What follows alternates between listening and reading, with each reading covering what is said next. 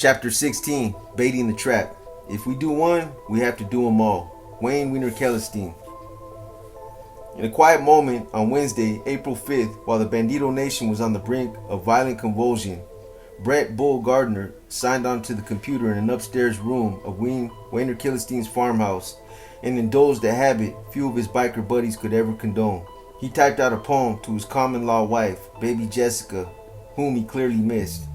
I choked back tears as I watched you leave. This was something I could not believe. I held back whispers as I watched you go, an event which would lead to everlasting sorrow. The poem continued its melancholy tone for a while, but ended on an upbeat note, with the lovers reunited. You met me by the sparkling lake, and I immediately forgot my heartache. We kissed and held each other very near. The beating of our hearts was well we could hear. Then we walked hand in hand. We just entered dreamland. In closing, Gardner typed, "You will always be in my heart." Then he signed, Prospect Bandito, Bull, Manitoba. There are many good reasons not to sign your name to the bottom of a poem like Gardner's, but the young prospect probably didn't have them all in his mind as he pined for his true love amidst the clutter of the Kellerstein farmhouse. Poetry can wield unexpected power, and though it is impossible to know whether baby Jessica was swept away by the tender-hearted verse, in the aftermath of the violence that was about to engulf Gardner's life, these lines would be enough to threaten the lovelorn biker with serious trouble. It was shortly after the crack of noon on Thursday, and Wiener was still in his bed when Cameron Acorn phoned from his cell block in the Penachis. "I was just talking to your ma," Kellerstein said once he had shuffled to the phone. Soon he was bragging about the good works he had done for prisoners. Not everyone in the No Surrender crew was so noble about sending greetings to friends behind bars, he added darkly. "I gave Chopper some envelopes," Wiener said. "Yeah, with some cards and stuff in it. Yeah, and it never got to the guys." That said, Wiener noted that there was a rift between himself and others in the No Surrender crew. Apparently we're not talking right now." "Yeah? Uh-oh. Nobody calls me," Kellerstein continued with a laugh. "Yeah? Oh yeah? But that's okay. It's okay." Acorn had joined in the laughter when Kellerstein suddenly shifted moods and got serious. Perhaps now he was going to reveal where he was leading the conversation. "I'm going to tell you this straight up, okay?" Kellerstein said. "Yeah. Okay, now there's going to be some major changes. The people in the States are super fucking choked. Yeah? Yeah, you know, I was out in Vancouver, eh? Yeah, and I went to the White Rock, and they requested that I come there, so, oh yeah, and don't say a word, just leave it at that." Acorn didn't press him, so Kellerstein picked things up again, telling the younger biker, "You're still okay."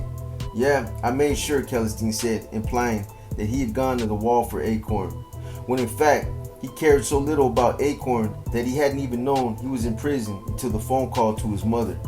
"Okay, fuck. You know what I'm saying? Yeah, okay then. People have been lying to us, okay, about everything being alright. Yeah? Everything ain't alright. Yeah. So, I'm not gonna say another word," Kellerstein said, a sure sign he was about to unburden himself of plenty more words, then continuing by alluding coyly to a rat in their midst who was stirring things up between Canada and the United States. What he didn't mention was that the rat was his new pal, Taz Sandham, and no one stood to benefit more from the sabotaging than Kellerstein himself. Someone is in constant communication with the States. Someone in Toronto has stabbed Boxer and Bam Bam and Chopper and all them guys in the back, mentioning a bunch of fucking shit. Oh really? "I think I know who it is," hinted Kellerstein. "I'm not gonna say." Perhaps he was surprised by Acorn's call and was just babbling. Perhaps he was feeling pangs of guilt about plotting to murder his best friend. Perhaps he was sussing out Boxer's protege in anticipation of the inevitable fallout. Or perhaps he was just gloating. In any case, Kellerstein couldn't seem to stop himself from saying things the guy on the other end of the line would only understand months later. Hinting again at wrenching changes in the club, the guy who stood to benefit most from them insisted both that he was not involved and that his motives were wholly altruistic. "It's not my doing," he said. "I don't want no part of this. But I'm going to try to salvage as many guys as possible." Finally, Acorn figured out what Kellerstein meant when he talked about changes. This wasn't Wiener the bullshitter and the braggart he was hearing. This was Wiener the killer. "Oh fuck," Acorn said. "It's not what I think it is." "What?" Hang on.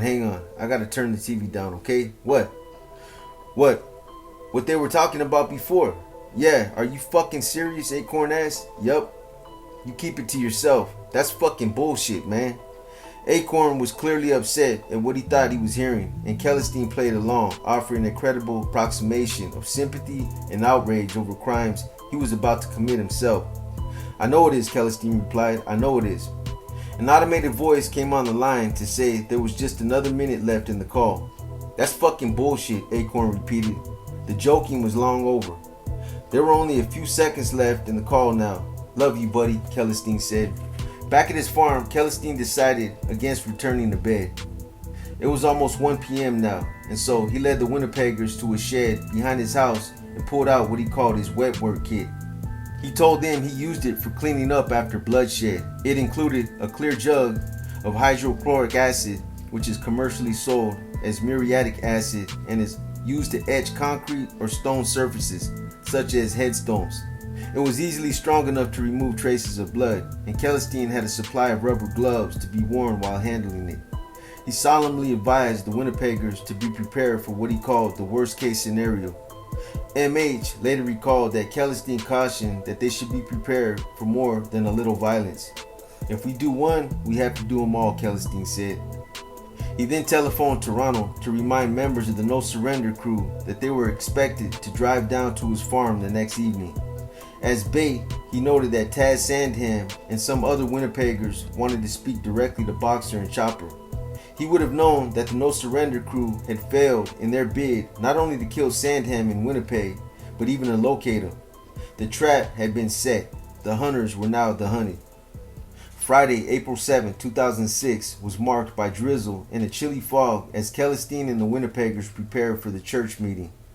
MH had heard strange stories that Celestine had weapons squirreled away under the shingles of his farmhouse. Apparently, the tales were true, because around 4 p.m., Celestine began carrying stocks, barrels, and other pieces of guns into the house for reassembly. Celestine may have been wrong-footed by the Winnipeggers' unannounced arrival, but it was clear by now that he was in charge and that the Mushy and Sandham were his principal lieutenants. He made several trips down from the top floor of the farmhouse, sweaty and dusty, carrying gun parts by the handful. Some outlaw bikers brag about their motorcycles. Others like to boast of their prowess with women. For Celestine, guns were the thing. They promised instant resolution to life's problems. Guns also attract something that might easily be mistaken for respect, if not examined too closely. Taz Sandham selected pieces of one of Celestine's shotguns from a pile on his pool table, screwed them together, and rubbed the weapon with an oily cloth. He also picked out a .303 Lee Enfield rifle. The bolt-action weapon had been a standard Army service rifle for Commonwealth infantrymen from the late 19th century until well into the 20th. It may have been old and heavy, but it was more accurate and as lethal as just about anything carried by a modern soldier. Mushy took a pump-action shotgun away with him to the garage to saw off its barrel so that it could be deadly in close quarters. Celestine directed Sandham to retrieve a handgun that was hidden under his sink, but Taz couldn't find it. Celestine looked for it himself, and moments later, he was cleaning it. It was a high-point compact 9mm .380 caliber, a relatively cheap piece of killing technology that could be bought for $110 in the States. At 7.75 inches in length, it was almost small enough to be capable of being hidden in a man's hand.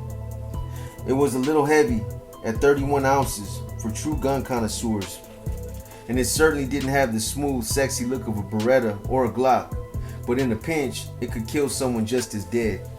Celestine also pulled together a Mossberg 22, another gun that cost well under $200 and which held a small ammunition clip. There was no serial number on it, as it was built before 1968, the year a regulation was introduced requiring serial numbers to be imprinted on guns. The company that built it, O.F. Mossberg and Sons, took a folksy approach to shooting and killing, and cheerfully advertised the 22 model was ideal for family fun. You and the kids will have a lot of fun shooting at varmints, critters, and cans. If your kids are the sensitive type, explain they can always get new cans. But Gardner took a wire brush to clean off some shotgun shells. MH busied himself by cleaning a black pump-action shotgun. Now there was a sense of lethal anticipation and excitement as they sat together and brushed and rubbed screw parts together like participants in a big, deadly circle jerk. As they readied their guns, Celestine dispatched his common-law wife Tina, their daughter, and Mather's pregnant girlfriend Stephanie to go stay at a friend's place. They were told that Boxer and Chopper were coming in a couple of hours and it would be best if they weren't around. The women were told not to come back until Wiener said it was safe. Taz Sandham took out a package of white surgical gloves and pulled on a pair. Others in the group followed his lead, although Gardner seemed to keep tearing his gloves. Then Taz donned a second set of gloves, which were military green, just in case the first pair broke. No explanation for the gloves was given, MH later said. As an added precaution, Dwight Mushy pulled on a pair of tight leather gloves over the surgical latex, then duct taped them around his wrists so they wouldn't come loose, even if things got rough. Taz Sandham then took out his bulletproof vest, just like the ones worn by real police officers. Mushy was irritated at the sight of the body armor. "You should have told me you were bringing your vest," Mushy said to Sandham. "I would have brought mine." Boxer looked forward to the church meeting with something like weary resignation. He was already thinking about the day after when he and Nina planned to drive to Chat. Boxer's disability leave was running out and he planned to go back to work in Tilbury later that month. Nina was thinking about taking classes to upgrade her education. Boxer's mother was readying herself for the visit and had prepared a bedroom in the old family townhouse for them and cooked several meals in advance. A chapter in the president's life as a one-percenter was coming to a close. Boxer was growing tired of leadership in any case. The old pugilistic was still enjoying his workouts at the Etobicoke Boxing Club and was happy with his latest stab at fatherhood and being a grandparent, even when it came to changing diapers.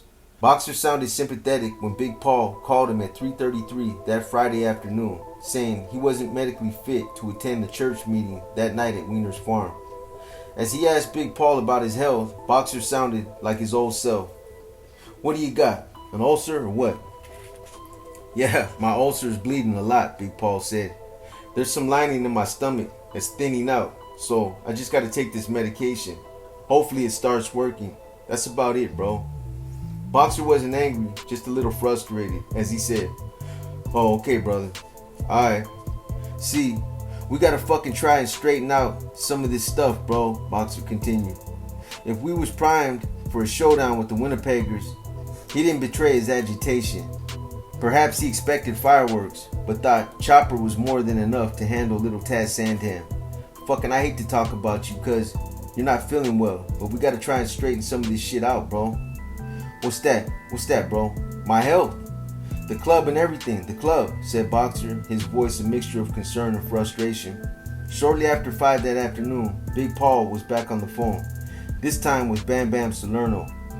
Despite all his foreboding, Bam Bam didn't sense that anything major was in the works for that evening.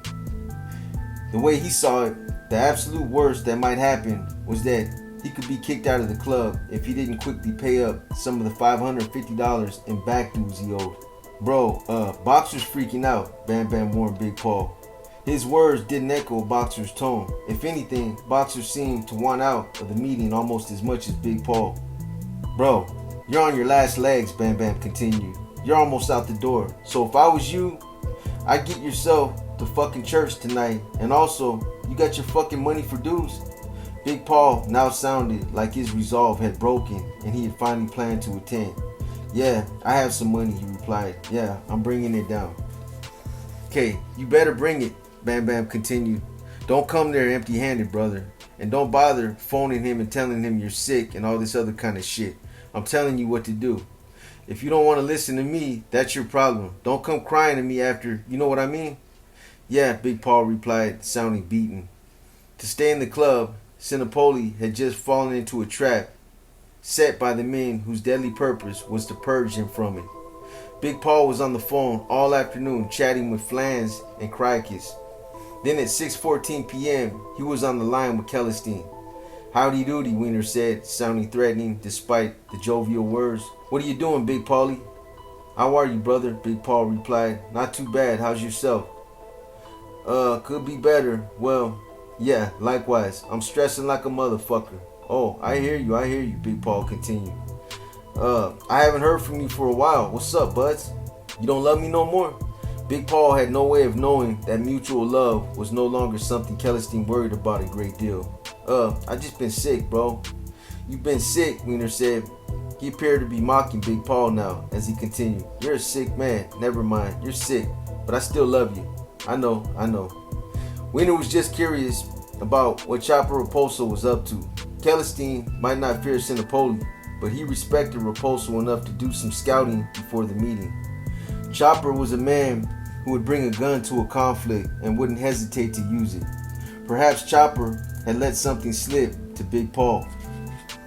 Have you talked to Chopper? Celestine asked. Yeah, right now. Where is he? At home? Wiener hinted that there were some visitors to his farm that Chopper and the other Toronto members might want to meet. It didn't hurt to bait the trap again, just to make sure Chopper attended the meeting. A poor turnout could result in a protracted war, not a decisive ambush. There's just some people passing through town right now, Celestine said, hinting at Chopper's enemy, Taz Sandham. They're not going to be around for much longer. They're kind of hurried to get going. Wiener then had a sudden mood shift, veering from poisonous hints to jocular threats. So we had two options, Wiener advised. There's an old Roy Orbison song, It's Now or Never. Yeah, Big Paul said, sounding confused and sick. Hold me close, Wiener sang, borrowing words from the song, then improvising for his 400-pound captive audience. You homely little bastard, be mine tonight. As the evening started, Boxer was reflective. Clearly, the move to Toronto to become a full-time biker leader hadn't been a success. What the future held for Boxer as a biker was unclear, but it was apparent that his priorities were shifting towards his wife, daughter, and job as he planned his move back to Chatham. Perhaps he was saddened by the fading of his 1%er dreams. Perhaps he was also wiser, a man feeling the pangs of growing up in the 5th decade of his life. But he couldn't escape his old shadow, Celestine. At least, not that fateful night.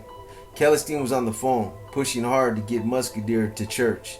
True to form, Boxer couldn't say no to his old buddy, even if he hadn't been much of a friend recently.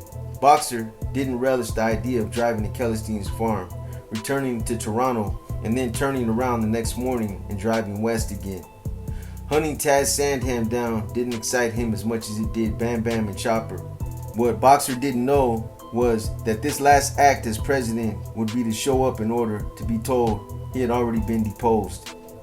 At 7:51 p.m., Bam Bam left a message on the voicemail of Carlito Aragon's home in Oakville, to the west of Toronto. Salerno was livid that Carlito and his Winnipeg contact JC still hadn't met up with Taz Sandham. Clearly, Salerno had no clue that Taz Sandham and the Winnipeggers were down the road at Wiener Celestine's farm, armed and waiting, when he left the following message on the answering machine. Yeah, brother, I don't know what the agenda is out there, but it's not to have a fucking dinner at fucking JC's house. That's for sure. You know what I mean? You got a fucking job to do out there, Taz fucking piece of shit, and order him as a fucking Canadian rocker to get his fucking ass to where you are. What is this, a fucking joke? So, bro, do the things you were sent to do. People are living and freaking. In the background on the message, Bam Bam's month-old son, Mario, could be heard crying. A few minutes after he hung up, Bam Bam gave Mario a kiss, told him, take care of your mommy, and walked out of the house for the last time. After dusk, MH and Mushy went behind Wiener Celestine's barn with loaded shotguns, to a spot where they couldn't be seen, but where they could easily peer out at any visitors. Celestine dispatched Taz to the loft, where he was to stay perfectly still on his perch, like a real sniper, lest the old wooden beams betray his location by creaking. Gardner's job was to monitor Celestine's police scanner and listen for any police cruisers in the area. If anyone from the No Surrender crew asked him, Gardner and Arvina were to say that they were from the nearby reserve. They were unknown to the Toronto Banditos, and with their straight black hair, they could pass for members of the First Nation. Big Paul Sinopoli had originally told Celestine that he was going to try to get Boxer and Chopper Raposo to the farm by 7 p.m. Then he called back to say they would have to be a little later. Robert, Peterborough Bob, Pammett, Stone, and Carlito, and another member named Irish weren't going to make the meeting at all. Neither would Ripper Fullager, whose cancer was far too advanced for him to travel.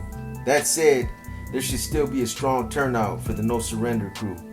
Everything was set now. All Wiener, Taz, and the rest of the Winnipeggers had to do was wait and hope their guests didn't suddenly get wise.